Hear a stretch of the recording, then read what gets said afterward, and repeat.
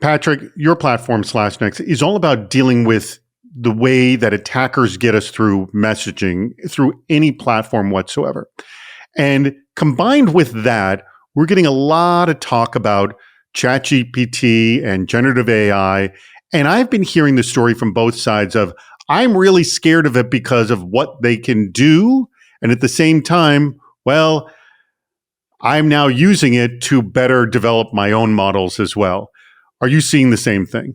In many respects, ChatGPT and the tools like them, there's great productivity advantages, right? I think the counter side to this, what it's done is it's effectively reduced the threat actor cost to zero, right?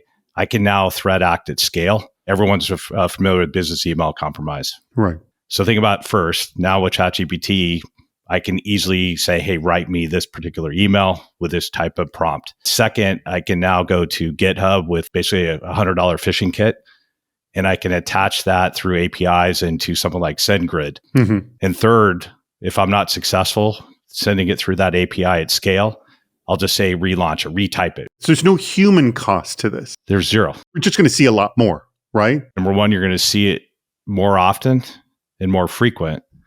But second, it's going to be more tailored because I can now customize it on the fly to you based off some prior information I've garnered about you. Scaled personalization is what you're talking about. If I know a prior information about you, I also am going to get you to act more frequently. So that's the danger. And that's the reason why I think on the security side, you want to use countermeasures, for lack of a better term, almost fight AI with AI. That's exactly what we're doing. We're fighting generative AI with our own generative AI. This is really the only way we know how to stay ahead of the curve of what these threat actors are doing. One of the other fears of ChatGPT has been what individual companies are putting into the system. Have you actually seen some sense of personal information at companies that is in the system right now? Yes, absolutely. We see this. And I think this goes even perhaps on the other side of the house, not necessarily just ours. Information security is going to become more important, right? What you're doing to publish APIs, access to APIs, and access to that sensitive data.